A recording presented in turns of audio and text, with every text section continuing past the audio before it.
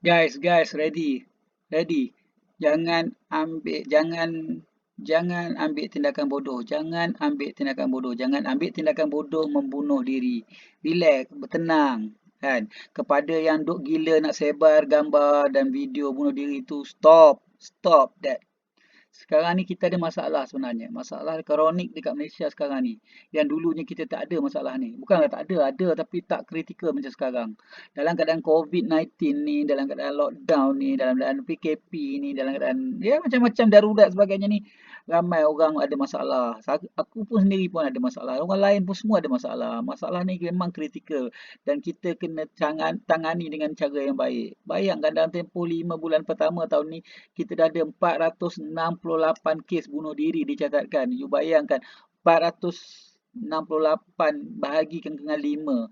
Banyak tu cerita dia. Kan banyak kes lebih kurang dalam 50-60 kes, lebih daripada 80 kes sehari apa sebulan.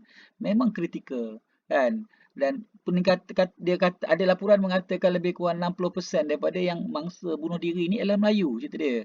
Bila Melayu, mostly orang kata Islam. Cerita dia, okay fine. Tak, kita tak nak cerita pasal agama, kita tak nak cerita pasal benda-benda tu. Itu ustaz dengan lobai je yang cerita. Dia orang selalu cerita buat situ pandai mandai je cerita dia kan. Tapi lalah habis juga, super tak guna juga. Sebab dia orang selalunya bersikap melabelkan. Orang yang ada masalah, ada kecenderungan sekarang ni untuk mengambil tindakan membunuh diri sebagainya, dia ada masalah tekanan, dia adalah masalah mental, dia adalah masalah kesihatan sebenarnya. Kita tak boleh nak kata, oh dia ni iman tak banyak, dia kata ini agama tak belajar tinggi, apa ni tak, itulah semayang tak ada, solat tidak, sebagainya, puasa pun tidak, ni dia cepatlah mati bunuh diri. Itu dia. Tak, sebenarnya, even orang yang beramal ibadat pun, dia boleh ambil jadi itu sebab dia ada masalah tekanan yang tidak boleh diatasi dalam itu. That's why tekanan ni kita kena luahkan. Apa yang ada dalam diri, apa yang ada masalah ke apa, kita kena yang terbuku dalam diri itu kita kena keluarkan. Kita kena bercerita dengan orang. Kita kena dapatkan orang yang betul. Jangan dapatkan orang-orang yang jenis labeler, jenis-jenis pelabel, jenis-jenis yang penghukum. Jangan. You jangan cerita masalah you dengan orang-orang yang jenis jatuhkan label, jatuhkan hukum. Oh kau ni macam ni memang patut kau mati lah pun. Jenis manusia ni ada jenis tu. Jenis ramai. Jenis kata, oh kau ni jauh daripada Allah Ta'ala. Cerita dia. Kau jauh daripada Tuhan. Dia kata, memang macam ni lah jadinya. Tak boleh. Kau jangan kawan dengan orang-orang macam tu. Itu memang merosakkan lagi, menjahanamkan lagi. Aku terang-terang cakap lah. The reality dia ialah kau kena cari orang yang rasional, orang yang bukanlah liberal, orang yang berfikiran positif. Dia kata, bila dia masalah, okey, kau ada masalah macam ni. Apa cara kita nak menyelesaikannya? Okey, apa cara kita nak ubah kecenderungan kau daripada kecenderungan untuk membunuh diri kepada tidak ada kecenderungan untuk membunuh diri. Sebenarnya mostly yang aku nak tengok kes dia adalah kebanyakannya adalah pasal dia orang rutin dia sama hari-hari. Rutinnya memboringkan hari-hari. Pagi, petang, siang, malam sama je rutin dia. Jadi dia orang kena ubah rutin. Dia kena tukar rutin. Kan kalau okey kalau tengah hari dia kata dia hari mari makan nasi ayam. Dia tukar rutin makan nasi ayam kepada makan nasi itik contoh dia. Tukar rutin sebagainya. Lepas tu dia kena bercakap dengan orang-orang yang berfikiran terbuka. Luahkan cerita. Kadang-kadang mungkin sesuatu tu tidak boleh diceritakan dengan bukan tak boleh cerita, diceritakan dengan isteri jadi tekanan lagi atau dicerita dengan anak-anak lagi tekanan atau anak-anak nak cerita dengan mak bapak lagi tekanan. Jadi dia kena cari sama ada peers ataupun orang yang boleh dipercayai atau orang yang boleh cool downkan dia kan. Bukan aku tak kata tapi kenyataan jangan pergi dengan golongan-golongan agama. Jangan menceritakan masalah kau ni dengan orang-orang agama sebab orang-orang agama mostlynya akan melabel kau kata dia. Dia akan jatuh oh okay, ni dia bagi penyelesaian kata kau solat. Faham? Orang yang orang yang kuat agama pun boleh bunuh diri juga. Sebab dia ada tekanan mental, dia ada masalah mental, dia ada masalah kesihatan. That's why orang ini kita kena perlu betulkan. Aku kenal ramai orang yang ada masalah macam ni. Mungkin ada masalah saya ambil macam-macam lah cara dia orang ambil tindakan. Kadang-kadang kita pun faham cerita dia.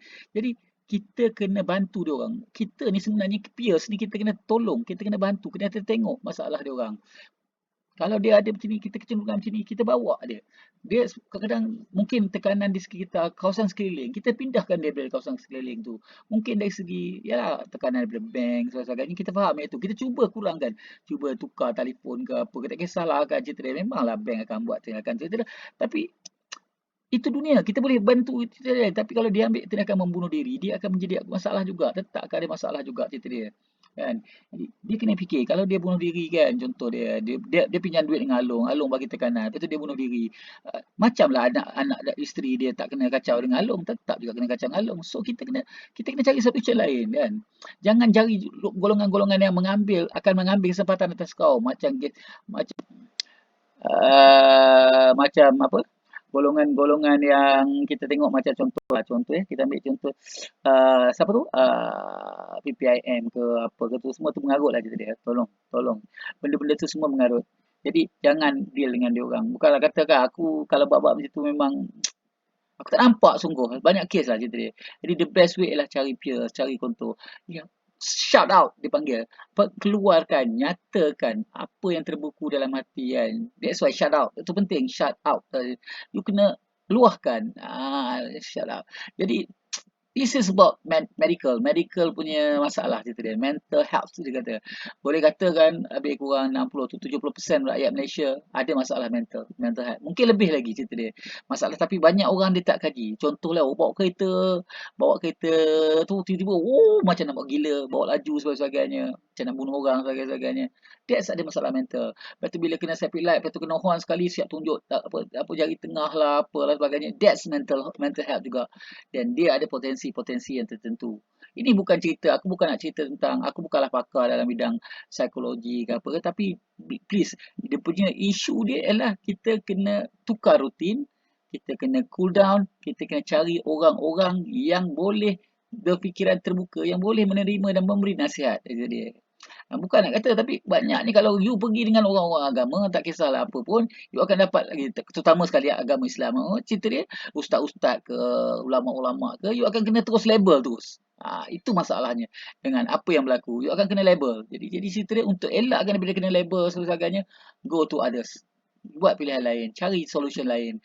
Apa ni, luahkan apa yang terbuku dalam hati, luahkan apa yang ada dalam bermain di minda, luahkan ya itu. Dia sebab dia seumpama bom. Dia boleh meletup bila apa ni, bukan bom apa, kita panggil gunung berapi, dan dia boleh meletup pada bila-bila masa. That's why you tak boleh sorok dalam diri. You kena usahakan something untuk bagi clear benda ni ya, bertenangkan diri. That's why jaga kesihatan mental anda, jaga kesihatan diri anda. Jangan ambil keputusan yang bodoh, jangan ambil keputusan yang tidak membahayakan dirilah. Kalau ada masalah, kalau ada isu yang penting, kalau ada tekanan, luahkan, cari tempat-tempat. Satu solution yang saya nampak ialah kalau dah tension sangat, contohlah kalau ambil motor pergi cari satu kawasan lepak-lepak, tengok dunia, tengok jalan sebagainya. Itu penting cerita dia kan, bertenang kan. Ya, ada orang banyak kata tenang bila baca Quran. Masalah kadang-kadang baca Quran pun tak boleh nak tenang juga. Betul. Bukan nak kata Allah Ta'ala tak bagi tak cerita dia. Bukan nak cerita pasal benda tu. Tetapi you kena cari keterangan tu sendiri. Faham tak? Dan lain orang lain cara cari keterangan. Tak semua orang sama. But kalau you justifikan, okay, baca Quran terus jadi tenang. Tak juga. Setiap orang lain cara ketenangan. Jadi relax, bagi tenang. Bila dah bertenang, dah okay, dah stabil emosi dan juga diri, then go to step level, second level step dia, itu agama lah cerita dia. Okay, fine. Bukan nak kata tolak agama, tak. Tapi be rational lah cerita dia.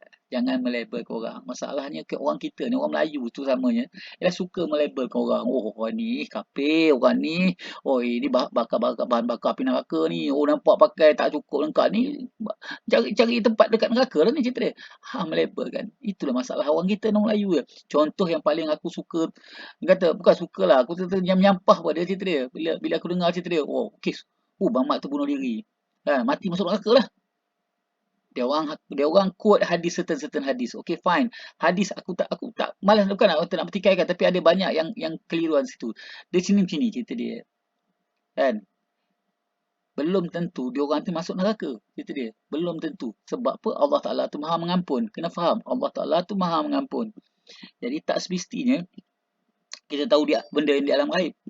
Betul, hadis Nabi kata macam itu. Okay, fine, setuju. Tapi kena ingat, Allah tu Maha Mengampun. Silap-silap, dia tu tak mati. Tak mati disebabkan kerana bunuh diri, tapi Allah Ta'ala nak tarik nyawa dia lebih awal daripada dia nak bunuh diri tu, cerita dia. Lebih awal Allah Ta'ala tarik nyawa dia. Allah Ta'ala ihsan kat dia. Kita nak tahu. Kita nampak dia jatuh bangunan dia. Tapi dia sebenarnya dah mati kat atas lah, cerita dia. Sakit jantung ke apa ke, pum, jatuh, cerita dia. Orang nampak dia jatuh, cerita dia. Kita tak tahu, cerita dia. Kita jangan judge, jangan buat judgement tu awal. Jangan terus melabelkan, jangan terus ini. Jadi tentang ni cerita dia. Dalam keadaan sekarang ni orang banyak tekanan-tekanan. Ni sebab kerajaan. Kan? Kerajaannya polisi. Kan? Adakah dia orang patut yang mangsa ni patut dipertanggungjawabkan atas kesalahan kerajaan untuk mengawal, mentadbir dan mengurus, cerita dia. Pastinya kerajaan akan pemerintah dan juga tak kira lah raja ke sultan ke agung ke apa sebagainya tetap akan ditanya di akhirat kelak nanti atas sebab apa apa ni rakyat kau mati, cerita dia, bunuh diri dia, cerita dia. Apa siapa, cerita dia. Dan korang mungkin dia orang agak kena dulu sebelum orang yang bunuh diri tu, silap-silap orang bunuh diri tu pula lepas pula, cerita dia. That's why jangan melabel, jangan apa. Bila orang tu meninggal ke bunuh diri ke apa, doakan yang baik-baik, ceritakan yang baik-baik tentang dia. Kan? Biarlah urusan dosa dan pahala tu urusan bagi kat Allah Taala, bukan urusan kita. Faham tak? Urusan orang yang bunuh diri ke apa ke tu, itu dia punya dosa pahala ke apa, biarlah Allah Taala yang tentukan. Kita tak ada hak pun. Kita ni makhluk je. Kan? Kita ni makhluk. Kita tak perlu apa-apa. Just bagi kat Allah Taala. Itu urusan Allah Taala, bukan urusan kita. So kita doakan yang baik-baik saja pada setiap memang sebangsa yang terlibat ni, cerita dia. Kita jaga. Jadi yang penting jangan jangan sebar, stop sebar video, gambar ke apa saja yang berkaitan dengan bunuh diri ni. Kita cuba elakkanlah. Itu dia. Ada proteksi tu kita cuba nasihat-nasihat. Itu yang penting. Okey. Assalamualaikum warahmatullahi wabarakatuh.